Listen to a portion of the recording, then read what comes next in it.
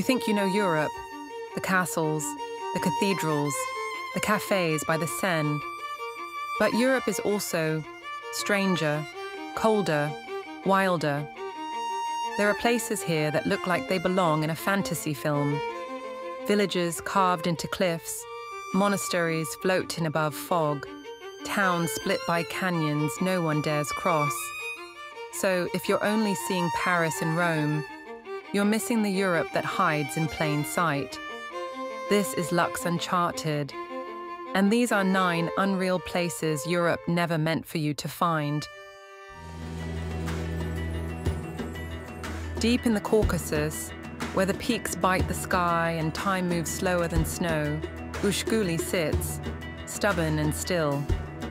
Stone towers rise from the earth like they grew there. Their shadows stretch across icy pastures, once guarded by wolves. This isn't history, it's defiance. Winters lock the village in place. Summers, short and sweet, drape the meadows in wildflowers. You don't take a train here, you take a chance. Hours on a winding dirt road from Mestia, where even GPS loses its signal. Inside, wood fires crackle. Bread bakes in silence.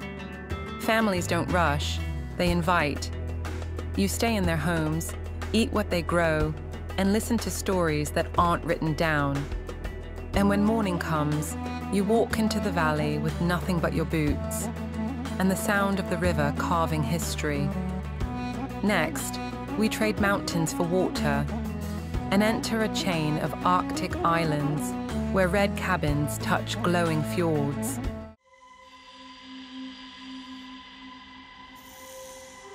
Somewhere above the Arctic Circle, a miracle happened. Scarlet cabins appeared along glowing fjords. Mountains exploded straight from the sea. And time froze. Just long enough for Lofoten to become a dream you can walk through. The weather is wild. Storms arrive without warning. But if you catch a clear hour, just one, the light turns gold and the water becomes glass. You paddle under a midnight sun, or stand still as northern lights ripple across the sky like silk. You sleep in a rorbu, once for fishermen, now warmed by firewood and salt air. You arrive by ferry from Bordeaux, or drive the E10, a road that floats between ocean and sky. Next, from Arctic wild to alpine stillness, a lake where the only sound is the oar-cutting glass.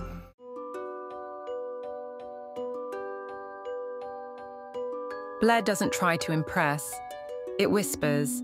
A single island, a lone spire, a lake held tight by mountains that seem to be listening.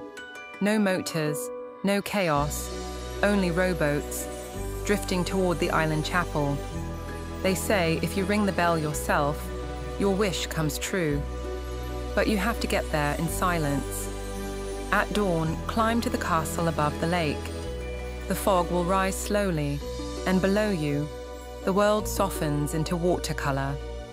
Evenings are for creaking floors, wool blankets, and sleep that feels earned. Come in autumn, when the trees turn gold and the tourists vanish. This place is easy to reach, but very hard to leave. Next, from mist and memory, to a village so perfect, they built a copy of it halfway across the world.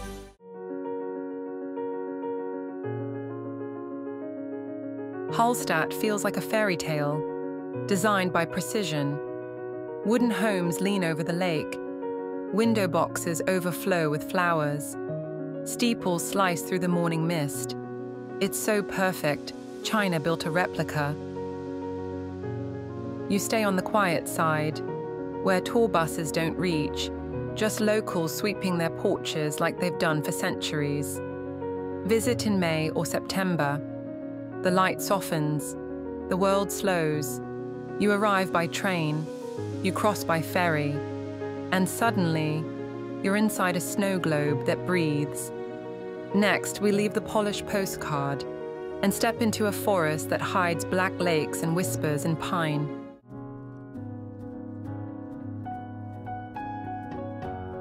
Durmitor doesn't announce itself. It waits. A national park that feels like a secret, where glacial lakes gleam black beneath endless pine, and the sky opens wider than you thought Europe could hold. The air is sharper here. The wind, older. Step onto a trail and disappear, not in danger, but in stillness. At Black Lake, reflections shift with every breeze. Further in, the Tara River roars through one of Earth's deepest canyons, a sound that silences thought. Nights are spent in log cabins, lit by firewood, and the kind of quiet that lingers in your bones. Come in late summer, the snow is gone, the forest breathes freely. You reach it by road from Jabeljak, a route that feels more like a portal than a path. Next, we follow the mist, to a stone forest in Germany, where gravity feels like a suggestion.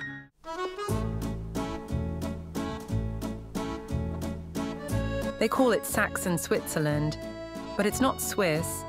It's a maze of stone spires and fog-laced bridges, rising out of Germany's Elbe Valley, like nature's unfinished cathedral. Painters once vanished into this forest to chase silence. It's still here, if you rise before the world wakes. Climb the Basti Bridge just after dawn. The mist drifts like smoke between stone towers, and for a moment, you question if anything around you is real. Stay in a timber-frame guest house tucked into the woods. Sleep early, wake before the light. This place rewards stillness. Next, we cross to Spain, to a whitewashed village that clings to the edge of a canyon.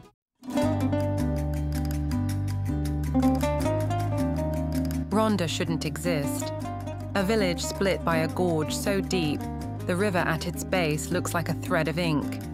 Two halves, one bridge, but no promise of unity. It's a place where poets whispered from balconies and revolutionaries once hid in the folds of the cliffs.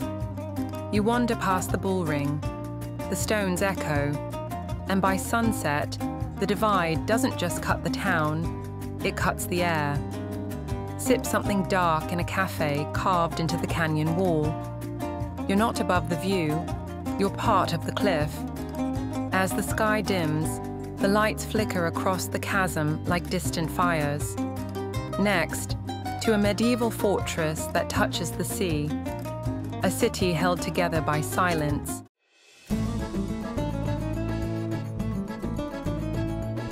Kotar hides in plain sight. From above, it looks like a Norwegian fjord.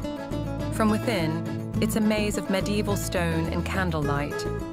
Cars don't belong here. Voices don't rise. And cats, dozens of them, lounge in sunlit ruins like quiet guardians. Climb the fortress wall at blue hour. Each step, each turn, reveals another echo from the centuries. There's a harbour, yes, but the ships never see the soul. You stay in a Venetian stone home, where shutters creak and morning light seeps in like honey. Come in spring. The air is soft. The silence is still intact. Next, we leave the sea and rise into the clouds to a monastery that hangs over a gorge. It looks impossible. Tatev Monastery sits on a cliff so high, clouds pass beneath it. To reach it, you float, silently, on the longest cable car in the world, suspended between sky and stone. And then you arrive. A place built not just for worship, but for endurance. Tatev has outlived empires, earthquakes, wars. It remains. Locals say it's protected. Some whisper, by angels. Others say, by faith too deep to explain. This is not the Europe of brochures, not the continent of crowds and clichés. This is the Europe that lingers between breaths, where silence is sacred, where beauty hides in discomfort, where the most unreal places are the most real. They're not easy to reach, they're not easy to forget, and maybe They were never meant to be easy at all. This is Lux Uncharted, and the next journey has already begun.